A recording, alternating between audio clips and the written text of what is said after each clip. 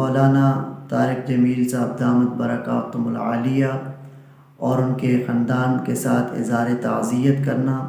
ان کے لیے دعا کرنا مقصود ہے کہ اللہ تعالیٰ ان کو اور ان کی پوری فیملی کو صبر جمیل نصیب فرمائے۔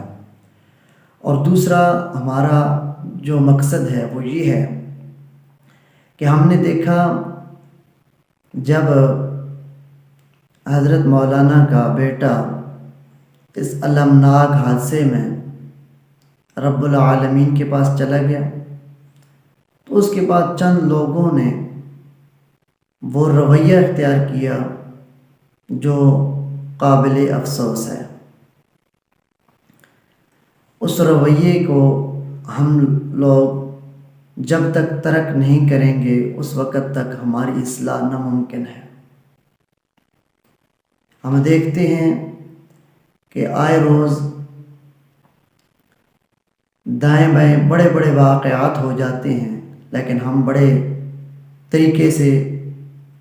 ان واقعات کو نظر انداز کر دیتے ہیں، چشم پوشی کر جاتے ہیں۔ لیکن ایک عالم کا، اور عالم بھی وہ عالم جو امت کے لیے ایک بار نہیں کئی بار روئے ہے زندگی میں، جس نے اس امت کے لیے رو رو کے رب تعالیٰ سے مانگا ہے، جو اس امت کی اصلاح کی فکر میں ہمتاً کوشش میں لگا ہوا ہے کہ کسی نہ کسی طریقے سے امت کے لوگ راہ راست پہ آ جائے۔ امت جو آج عملی لحاظ سے تذبذب کا شکار ہے وہ راہ راست پہ آ جائے، تو ان کے بارے میں اس طرح کا رویہ اختیار کرنا کہ ان کا بیٹا خودکشی کر چکا ہے، وہ پوری دنیا کو اسلام کی تبلیغ کرتے ہیں، تو انہوں نے اپنی اولاد کے لیے کیا کیا ہے؟ سامعین محترم، یہ رویہ قابل افسوس ہے اور قابل مذمت بھی ہے۔ دیکھیں، قرآن مجید کی آیت میں نے آپ کے سامنے پڑھی، پارہ نمبر 20 ہے، سورہ قصص ہے۔ اللہ تعالیٰ فرماتے ہیں اِنَّكَ لَا تَهْدِي مَنْ أَحْبَبْتَ وَلَكِنَّ اللَّهَ يَهْدِي مَن يَشَاءُ۔ اس آیت کا پس منظر یہ ہے کہ ابو طالب آپ صلی اللہ علیہ وسلم کا بہت زیادہ خیال کیا کرتے تھے، ان کے بڑے احسانات تھے آپ صلی اللہ علیہ وسلم پہ۔ جب آپ صلی اللہ علیہ وسلم کو یہ اطلاع ملی کہ ان کا آخری وقت ہے، آپ ان کے پاس تشریف لے گئے، کلمے کی دعوت دی، اسلام کی دعوت دی۔ انہوں نے کہا کہ پاس بیٹھے ہوئی ابو جہل اور دوسرے مکہ کے سردار یہ کہیں گے کہ ابو طالب موت سے ڈر گیا ہے، لہٰذا میں یہ تیرا کلمہ قبول نہیں کرتا، میں اپنے باپ دادا کے دین کو نہیں چھوڑوں گا۔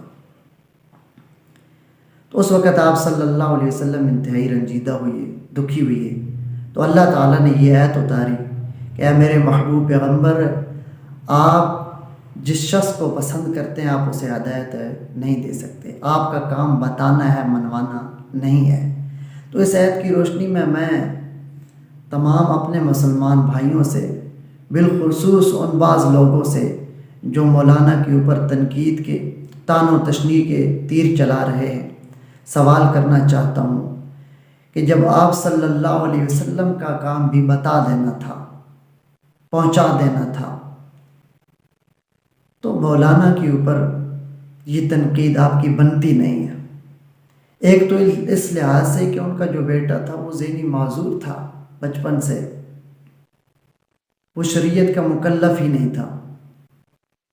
اگر آپ کی بات مان لی جائے کہ اس نے خودکشی کی ہے، حالانکہ اس کے چچا کی تردید آ چکی ہے کہ اس نے خودکشی نہیں کی، اتفاقاً یہ حادثہ پیش آیا ہے، اگر مان لیا جائے تو تب بھی مولانا کے اوپر آپ کیچڑ نہیں اچھال سکتے۔ مولانا جتنی باقی امت کی فکر کرتے ہیں اتنی گھر کی بھی کرتے ہیں۔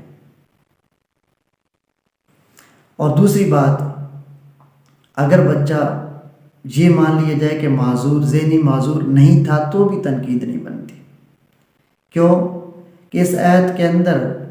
جو میں نے آپ کے سامنے پڑھی، اللہ تعالیٰ نے ہمیں یہ بتا دیا ہے کہ ہدایت آپ کے ذمہ نہیں ہے، پہنچا دینا ہے، بتا دینا ہے، یہ آپ لوگوں کے ذمہ ہے، یہ آپ کے ذمہ ہے۔